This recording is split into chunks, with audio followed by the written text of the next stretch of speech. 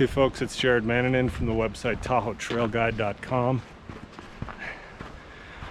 November 19th, 2023, and I'm looking for my second cross-country ski day of the season and my November cross-country ski day for the year. But as you can see here, it's pretty thin gruel.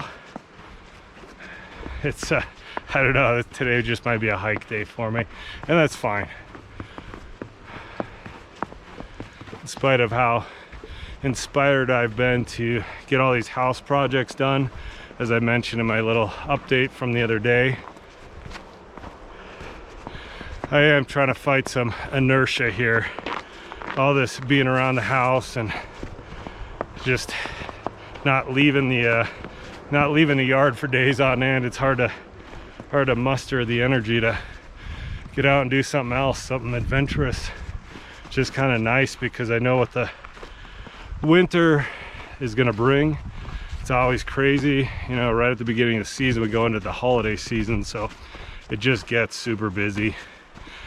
And no matter where you go, we end up dealing with gobs and gobs of people. So I've been cherishing this time at home, being quiet, reading, doing projects. But I gotta break out of that cycle. I gotta get mentally prepared for this season. That's kind of the way it is with seasonal work as far as I'm concerned. My summer job is non-stop action from like June to September. Just countless people every day interacting and a million questions all the time. It's okay, it's fine, I like it, but I couldn't sustain that all year long. You know, at least I couldn't. I know other people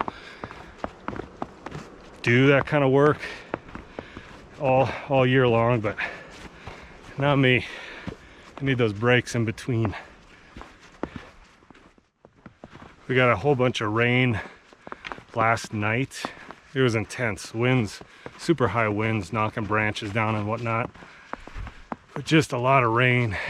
But the temperatures never really dropped much below 36 degrees, and that was, I don't know, when I went to bed at like 9 or 10 o'clock. So all that rain was just that rain.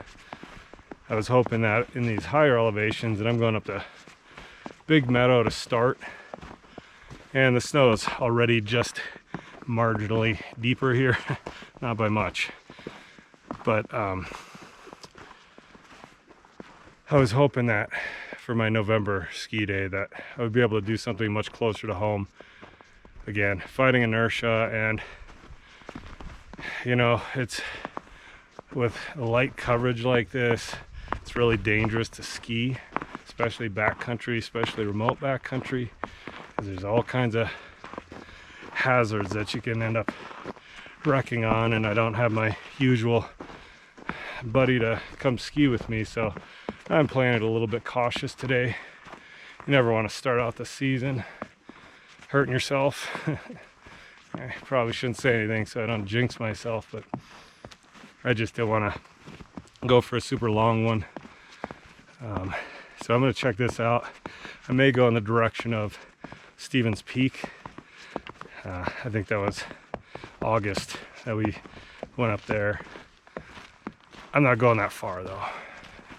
No matter what, I'll wait a few more days and see what manifests if we get more precipitation and better snow at lower elevations. But yeah, I just kind of want to play it safe today.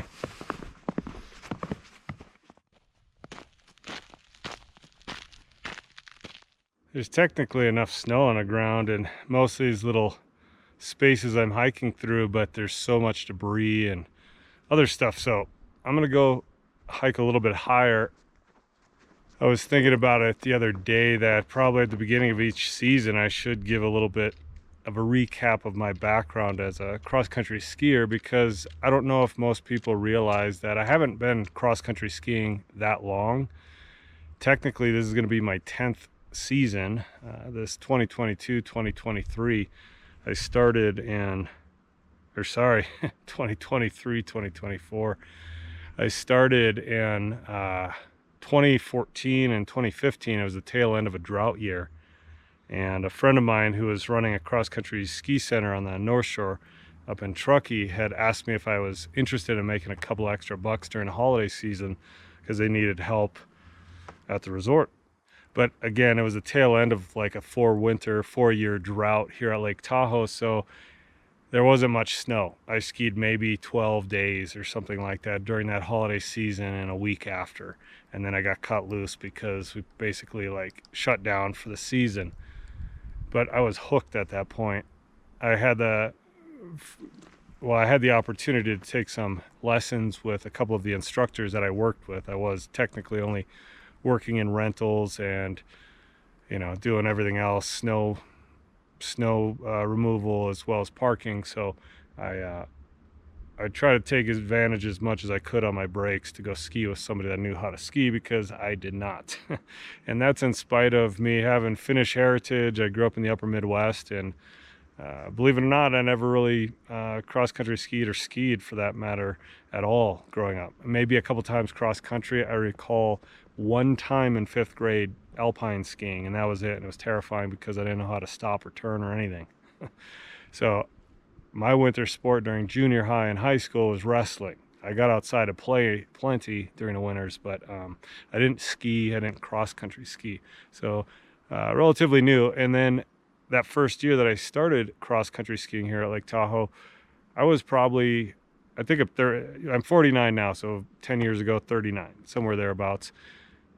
And I come to it pretty late, you know, all things considered. But I noticed there's a lot of people who, you know, ask questions, post comments and stuff on my YouTube videos that they're coming to it older as well. And I think it's a great thing. I think cross-country skiing, fortunately, has had such a great resurgence and revival over the last, you know, 5 to 10 to 20 years, really, with increased awareness of the U.S. cross-country ski team and all of our, you know, Olympic places and World Cup places and stuff like that. I think it's great. It's a great activity anyway, because when I first moved to Lake Tahoe in 2005, I did start to snowboard, and I snowboarded for about 4 or 5 seasons. But I realized after about that 5th season, and as we were beginning that 4-year drought in the wintertime here at Lake Tahoe, I didn't care for the resort scene that much. I just didn't like having to wait around in lift lines. I like human-powered activities, so I like actually climbing when I'm road biking or hiking or cross-country skiing or trail running. I like going uphill, probably a little bit more than going downhill, to be honest. So for me, it's been a perfect winter activity. And during those drought years, I'd given up snowboarding. I gave up pretty much all winter sports because there was no real winters here. And it was a convenient time to just let go of that and just hike and, you know, snowshoe or whatever with what little snow we had. But again, at the tail end of that drought season, then I started working at the cross country center, and that's when this passion just manifested. So I'm very grateful that even though I come to it a little bit later in life, I still came to it, and I'm continuing doing it. So I guess the long story short is there's no great time to start anything. Do it now if you love it, and if you're watching my videos, Tom M videos, Keith Nichols videos, Go Telly on the Mountain videos, and all the higher end cross-country ski academy type videos and stuff like that, like you have a desire to do it, and I encourage you to keep doing that. Right now is a great time to be into cross-country skiing because there are so many resources. And I understand that a lot of people don't live near actual groomed resorts or groomed areas where there's you know, PSIA, Professional Ski Instructors of America, trained instructors or instructors at all. So it's a little bit more challenging, but YouTube is a pretty cool thing. And, you know, I'm always willing to give feedback. So just ask questions whenever. Feel free to reach out as frequently and as, often as you want, really. I'm always around to one degree or another to offer any and all feedback and information that I have. And right now I'm a level 2 PSIA certified cross-country ski instructor. This year I'll go for my level 3. You know, barring any catastrophes, I should I should earn it. That's what I'm hoping for. I kind of started to go for it a little bit last season, but with so much snow and I was barely up at the resort, it was just a weird year, and it just didn't feel appropriate to even bother with it. So I just let it go. But this year, you know, assuming we have winter and we have plenty of snow to train on, I will go ahead and go for my level 3. So that's very exciting. But you know, I have such a great amount of resources to draw from to learn this. So it is very, I wouldn't say convenient for me, because you know, it's not convenient for me working up at the Truckee Resort. It's pretty hefty commute, and then I'm staying at a friend's house every weekend. I'm up there, but everyone that I know up there that I work with skis, and there's a lot of level 3 instructors there who've been skiing for 30 and 40 years that are great mentors to me. So I get the benefit from that. But what I like doing is sharing that information with you then, so that you can benefit from it and you can have a better time out there on cross-country skis. So anyway, I guess I'll just close out for now. If you liked the video, give it a thumbs up. Please subscribe to my YouTube channel. Check out TahoeTrailGuide.com for more information about cross-country skiing and snowshoeing. Also note that I'm still working on transferring that website, so I'm crossing my fingers that my site doesn't go down here in the next week or two, because the transfer is taking too long. I don't know what's going on. I'm not a tech guy. I'm not a web guy in that respect, so it's frustrating. But YouTube will be fine. I'll be here. Reach out to me here. I just want to say thank you again for all your support, everyone who subscribes, likes, comments, especially my Patreon subscribers, and those who have provided tips and gratuities via PayPal and Venmo. You guys are amazing. I totally appreciate all of that support. All right, crossing our fingers that we have a good winter, all of us.